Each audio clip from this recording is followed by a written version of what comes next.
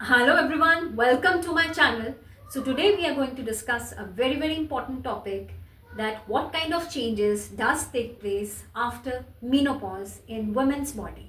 देखिए, as we all know, एक certain age के बाद यानी 45 to 55 के बाद या उस टाइम के दौरान फीमेल की बॉडी में काफ़ी चेंजेस आते हैं, तो उसमें अक्सर देखा गया है उनको होती है प्रॉब्लम मीनोपॉज से रिलेटेड। तो उनका जो मेंस्ट्रुअल साइकिल है मंथली वो बंद हो जाता है between the age of 45 to 55, जिसके कारण उनकी बॉडी में फिजिकल लेवल पे, मेंटल लेवल पे बहुत ज़्यादा चेंजेस आते हैं। तो ये चेंजेस क्या आते हैं, इसके रिगार्डिंग मैं आपसे शेयर करना चाहती हूँ। देखिए, नंबर वन, न्यूरोलॉजिकल लेवल पे चेंजेस आती हैं। न्यूरोलॉजिकल लेवल पे चेंजेस क्या क्या होती हैं, उनको anxiety, depression, hot flashes, irritability, थकावट होना, फटीक होना, रात को नींद ना आना, ये सारे सिम्टम्स होते हैं बिकॉज ब्रेन के अंदर dopamine level, serotonin level down हो जाता है, स्लीपिंग हार्मोन मेलेटोनिन का लेवल भी डाउन चला जाता है। तो अक्सर देखा गया है इरिटेबिलिटी के साथ साथ रात को नींद नहीं आती, जिसको हम इंसोम्निया कहते हैं। नंबर टू, उनकी बोन हेल्थ में बहुत ज़्यादा चेंजेस आ जाते हैं। बोन हेल्थ में अक्सर चेंजेस आते हैं due to lack of hormone और लेस सेक्रीशंस ऑफ एस्ट्रोजन। तो एस्ट्रोजन जो है वो बहुत इंपॉर्टेंट हार्मोन है फीमेल बॉडी का, और मीनोपॉज के बाद देखिए उसकी सेक्रीशन कम होती है, जिससे इनडायरेक्टली बोन फॉर्मेशन सेल्स यानी ऑस्टियोब्लास्ट कम होती है।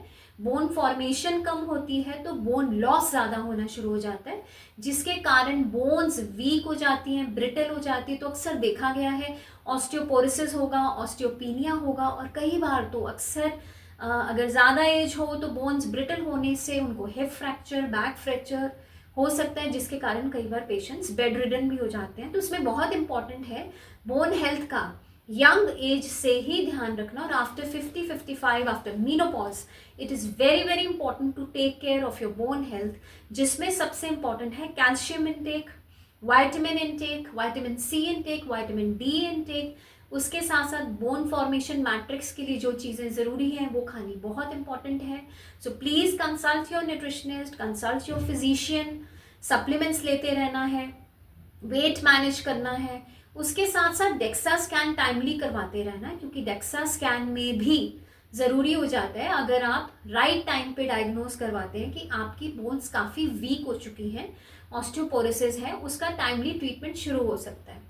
उसके साथ साथ थर्ड लेवल पे वेजो मोटर चेंजेस आते हैं। तो ये वेजो मोटर चेंजेस क्या होते हैं, जैसे अक्सर आपने सुना होगा एकदम से मुझे पसीना आ गया, हॉट फ्लैशेस होने, नाइट मेयर्स होना, और एकदम से स्वेटिंग हो जानी, और बीपी में फ्लक्चुएशंस होनी।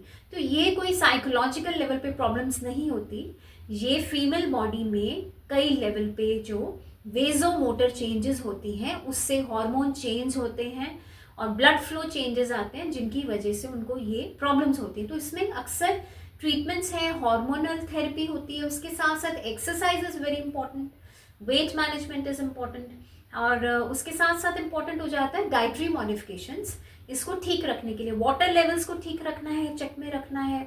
और उसके साथ साथ इम्पॉर्टेंट हो जाता है आयरन लेवल लो नहीं होना चाहिए, मैग्नीशियम लेवल लो नहीं होना चाहिए, और कैल्शियम लेवल लो नहीं होना चाहिए। उसके साथ साथ वाटर लेवल्स अच्छे होने चाहिए। और जब ये सारे पैरामीटर्स ठीक रहते हैं तो थोड़े बहुत हॉट फ्लैशेस होते हैं कुछ 1-2 साल के लिए, वो धीरे धीरे करके सेटल डाउन हो जाते हैं। तो इसके रिगार्डिंग कुछ भी शेयर करना चाहते हैं regarding menopause, you can subscribe my channel. आप लोग मुझे इंस्टाग्राम पे भी फॉलो कर सकते हैं। Thank you.